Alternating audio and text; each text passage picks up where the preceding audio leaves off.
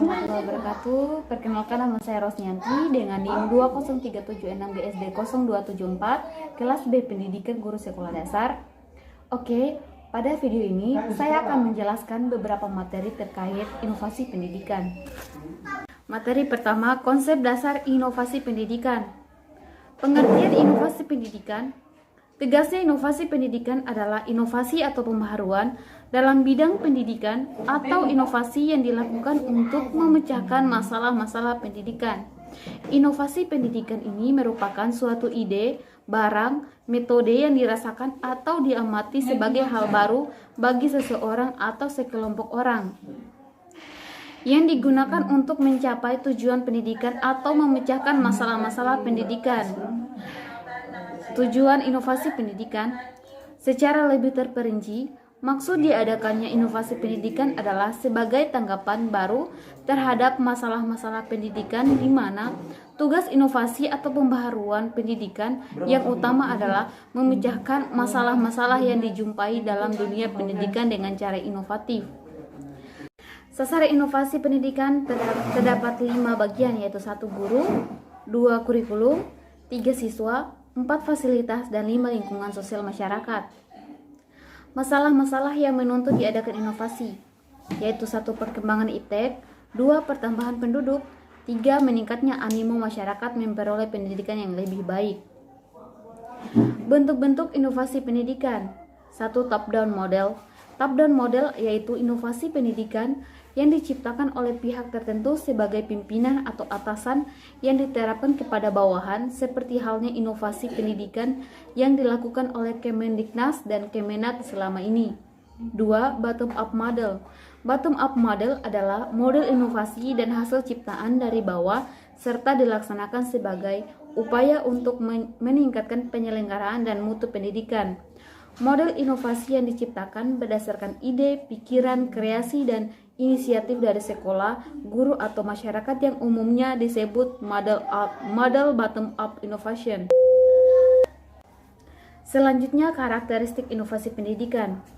Karakter inovasi pendidikan terdapat 5 bagian, yaitu 1 keuntungan relatif, 2 kompatibel, 3 kompleksitas, 4 reliabilitas, dan 5 dapat diamati. Bentuk karakter inovasi pendidikan yaitu 1 baru, 2 kualitatif, 3 hal, 4 unsur kesenjangan, 5 meningkatkan kemampuan, dan 6 tujuan. Faktor-faktor yang mempengaruhi inovasi pendidikan terdapat 2 bagian, yaitu 1 faktor yang ada dalam sistem pendidikan, 2 faktor yang ada di luar sistem pendidikan. Hubungan antara inovasi, modernisasi, dan teknologi, yaitu inovasi ialah sesuatu yang baru, modernisasi ialah lebih baik, lebih maju, dan teknologi yaitu elektronik dan digital. Selanjutnya, model-model inovasi pendidikan. Pengertian proses keputusan inovasi. Proses keputusan inovasi ialah proses yang dilalui atau dialami individu mulai dari pertama tahu adanya inovasi, dilanjutkan dengan keputusan menerima atau menolak inovasi, implementasi inovasi, dan konfirmasi terhadap keputusan inovasi yang telah diambil. Tahap proses keputusan inovasi yaitu 1 tahap pengetahuan, 2 tahap bujukan, 3 tahap keputusan, 4 tahap implementasi, dan 5 tahap konfirmasi. Tipe-tipe keputusan inovasi yaitu 1 keputusan inovasi opsional, 2 keputusan inovasi kolektif, 3 keputusan inovasi otoritas, dan 4 keputusan inovasi kontingensi. Selanjutnya, strategi inovasi pendidikan. Pengertian strategi inovasi pendidikan. Strategi inovasi pendidikan menurut Syafarudin merupakan salah satu faktor yang ikut menentukan keberhasilan dan efektivitas perubahan sosial tergantung pada ketetapan penggunaan strategi. Untuk dapat memilih suatu strategi yang tepat bukanlah suatu hal yang mudah. Macam-macam strategi inovasi pendidikan, yaitu 1 strategi fasilitatif, 2 strategi pendidikan, 3 strategi persuasif, dan 4 strategi paksaan. Strategi fasilitatif. Strategi fasilitatif merupakan pelaksanaan program perubahan sosial yang di dalamnya lebih mengutamakan penyediaan fasilitas. Strategi pendidikan. Strategi pendidikan digunakan untuk mencapai tujuan perubahan sosial dengan cara menyampaikan fakta yang terjadi dengan maksud orang akan menggunakan fakta atau informasi untuk menentukan tindakan yang akan dilakukan. Strategi bujukan. Program perubahan sosial dengan menggunakan strategi bujukan atau persuasif yang artinya untuk mencapai tujuan perubahan sosial dengan cara membujuk atau merayu agar sasaran perubahan mau mengikuti perubahan sosial yang direncanakan. Strategi paksaan. Pelaksanaan program perubahan sosial dengan menggunakan strategi paksaan yang artinya dengan cara memaksa klien atau sasaran perubahan untuk mencapai tujuan perubahan. Apa yang dipaksa merupakan bentuk dari hasil target yang diharapkan. Selanjutnya, inovasi kurikulum 2013. Pengertian kurikulum 2013. Kurikulum 2013 ini merupakan pengembangan dari kurikulum yang sebelumnya, yaitu kurikulum yang dirintis pada tahun 2006 yang dinamai dengan kurikulum tingkat satuan pendidikan atau KTSP. Yang menjadi pembeda kurikulum 2013 dengan KTSP adalah adanya peningkatan dan keseimbangan soft skills dan hard skills yang meliputi kompetensi, sikap, keterampilan, dan pengetahuan. Tujuan pengembangan kurikulum 2013. Pengembangan kurikulum 2013 ini mempunyai tujuan untuk mempersiapkan siswa Indonesia supaya memiliki kemampuan sebagai pribadi dan warga negara yang beriman, produktif, kreatif, inovatif, efektif, serta mampu berkontribusi pada kehidupan bermasyarakat, berbangsa, bernegara, dan peradaban dunia. Karakteristik kurikulum 2013 yaitu 1.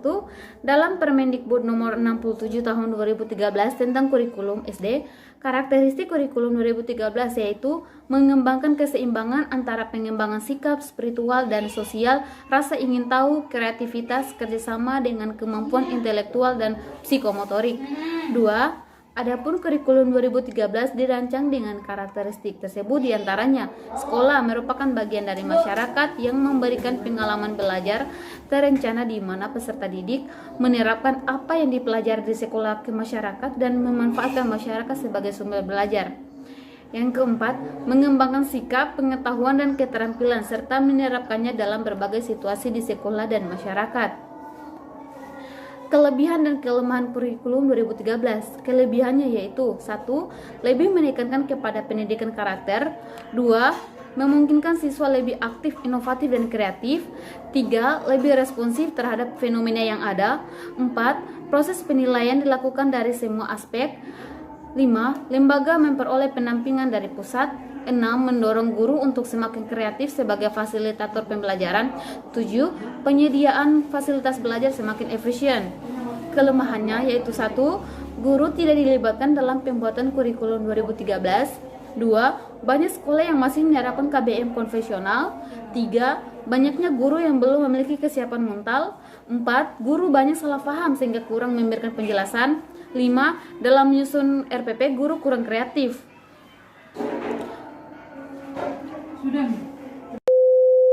Selanjutnya, inovasi kurikulum berbasis masyarakat. Apa itu kurikulum? Menurut Undang-Undang Nomor 20 Tahun 2003 Pasal 1 Butir 19, kurikulum merupakan seperangkat pengaturan dan rencana mengenai tujuan, isi, dan materi pelajaran serta cara yang digunakan sebagai pedoman kegiatan pembelajaran guna mencapai tujuan pendidikan. Kurikulum berbasis masyarakat merupakan kurikulum yang menekankan perpaduan antara sekolah dan masyarakat. Tujuan kurikulum berbasis masyarakat yaitu 1. Memperkenalkan siswa terhadap lingkungannya. 2. Membekali siswa dengan kemampuan dan keterampilan. 3. Membekali siswa agar hidup mandiri. Karakteristik pembelajaran pada kurikulum berbasis masyarakat yaitu 1. Karakteristik pembelajaran. 2. Karakteristik materi pembelajaran. 3. Kegiatan siswa dan guru. Dan 4. Penilaian. Beberapa karakteristik lain yaitu 1. Kurikulum bersifat realistik. 2. Menumbuhkan kerjasama dan integrasi antara sekolah dan masyarakat. 3. Memberikan kesempatan belajar luas pada siswa secara aktif dan inovatif. 4. Membantu siswa agar mampu berperan dalam kehidupan sekarang. 5. Menyediakan sumber-sumber belajar yang berasal dari masyarakat. Pengembangan kurikulum berbasis masyarakat meliputi yaitu terjadi perubahan drastis akibat perkembangan teknologi, kemudian penentuan tujuan pendidikan berdasarkan filsafat dan psikologi pendidikan, serta spesifikasi kebutuhan masyarakat dan siswa. Kemudian seleksi strategi pembelajaran, kemudian implementasi strategi, kemudian evaluasi pengajaran untuk menilai keberhasilan siswa dan efektivitas pembelajaran serta perbaikan evaluasi, kemudian evaluasi program kurikulum. Selanjutnya, inovasi kurikulum berbasis keterpaduan. Pengertian kurikulum berbasis keterpaduan. Kurikulum berbasis keterpaduan adalah organisasi kurikulum secara terpadu, suatu bentuk kurikulum yang meniadakan batas-batas antara berbagai mata pelajaran dan menyajikan bahan pelajaran dalam bentuk unit atau keseluruhan. Karakteristik kurikulum berbasis keterpaduan yaitu 1. Ciri-ciri bentuk organisasi kurikulum terpadu. 2. Keunggulan atau manfaat kurikulum terpadu. Model pembelajaran kuantum yaitu peta konsep. Peta konsep merupakan membuat judul di atas kemudian membuat cabang-cabang yang berupa kata-kata kunci dan gambar untuk menarik perhatiannya. Kemudian teknik memori yaitu 1. Melatih imajinasi. 2. Teknik rantai kata. 3. Teknik plesetan kata. 4. Sistem pasak lokasi. Dan 5. Teknik akrostik. Selanjutnya, prinsip dan strategi serta model pembelajaran kuantum. Apa itu pembelajaran kuantum? Pembelajaran kuantum sebagai salah satu model, strategi, dan pendekatan pembelajaran khususnya menyangkut keterampilan guru dalam merancang, mengembangkan, dan mengelola sistem pembelajaran sehingga guru mampu menciptakan suasana pembelajaran yang efektif, menggairahkan, dan memiliki keterampilan yang hidup. Prinsip pembelajaran kuantum yaitu 1. Segalanya berbicara. 2. Segalanya bertujuan. 3. Pengalaman sebelum pemberian nama. 4. Mengakui setiap usaha. 5. Merayakan keberhasilan. Strategi pembelajaran kuantum yaitu 1. Tumbuhkan. 2. Alami. 3. Namai. 4. Demonstrasikan. 5. Ulangi. 6. Rayakan. Selanjutnya, inovasi pembelajaran kompetensi. Pengertian inovasi pembelajaran kompetensi ialah pembelajaran yang menekankan pada keterampilan atau kemampuan yang harus dimiliki oleh siswa dari pengetahuan yang didapatkannya. Prinsip pembelajaran kompetensi yaitu 1. Berpusat pada peserta didik agar mencapai kompetensi yang diharapkan. 2. Pembelajaran yang dilakukan dengan sudut pandang adanya keunikan individual setiap peserta didik. 3. Pembelajaran terpadu agar kompetensi yang dirumuskan dalam KD dan SK tercapai secara utuh. 4. Pembelajaran dilakukan secara bertahap dan terus-menerus. Karakteristik pembelajaran kompetensi yaitu 1. Proses pembelajaran memiliki tujuan. 2. Adanya suatu prosedur yang direncanakan. 3. Adanya kegiatan penggarapan materi tertentu secara khusus. 4. Adanya aktivitas siswa sebagai masyarakat mutlak bagi berlangsungnya proses pembelajaran. Pengolahan pembelajaran kompetensi yaitu 1. Pengelolaan ruang belajar. 2. Pengelolaan siswa. 3. Pengelolaan kegiatan pembelajaran kompetensi. 4. Pendekatan kegiatan pembelajaran kompetensi. Dan 5. Sarana dan sumber belajar. Selanjutnya, inovasi pembelajaran kontekstual. Pengertian dan konsep dasar pembelajaran kontekstual.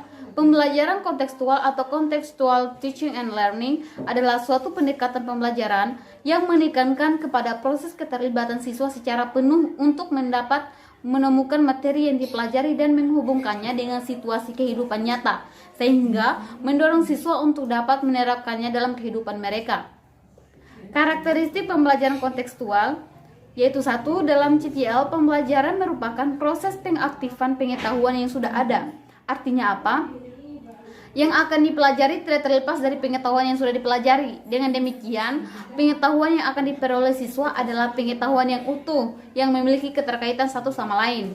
Yang kedua, pembelajaran kontekstual adalah belajar dalam rangka memperoleh dan menambah pengetahuan baru, yang diperoleh dengan cara deduktif. Artinya, pembelajaran dimulai dengan cara mempelajari secara keseluruhan, kemudian memperhatikan detailnya. Yang ketiga, pemahaman pengetahuan. Artinya, pengetahuan yang diperoleh bukan untuk dihafal, tapi untuk dipahami dan diyakini. Misalnya dengan cara meminta tanggapan dari yang lain tentang pengetahuan yang diperolehnya, dan berdasarkan tanggapan tersebut baru pengetahuan itu dikembangkan. Pendekatan pembelajaran kontekstual. Pendekatan pembelajaran CTL menekankan pada aktivitas siswa secara penuh, baik fisik maupun mental. CTL memandang bahwa belajar bukanlah kegiatan menghafal, mengingat fakta-fakta, mendemonstrasikan latihan secara berulang-ulang, akan tetapi proses berpengalaman dalam kehidupan nyata. Model pembelajaran kontekstual. Ada beberapa tahapan dalam model pembelajaran kontekstual.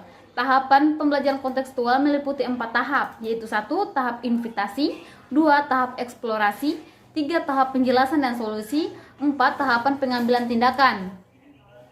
Model-model pembelajaran internet yaitu 1. Web course, 2. Web country course, dan 3. Web encounter course. Model-model kurikulum terpadu yaitu 1. Connected, 2. Webbed, 3. Integrated. Prosedur pengembangan kurikulum berbasis keterpaduan. Sekarang ini, ada kecenderungan guru mengemas pengalaman belajar siswa terkotak-kotak dengan tegas antara bidang studi satu dengan yang lainnya. Kurikulum yang memisahkan penyajian mata-mata pelajaran secara tegas hanya akan membuat kesulitan siswa, karena pemisahan seperti itu akan memberikan pengalaman belajar yang bersifat artifisial atau terpisah-pisah. Sementara di jenjang SD, khususnya siswa pada kelas-kelas awal yang suka menghayati pengalamannya secara totalitas, hal ini akan mengundang kesulitan belajar dengan pemilihan-pemilihan pengalaman secara artifisial tersebut.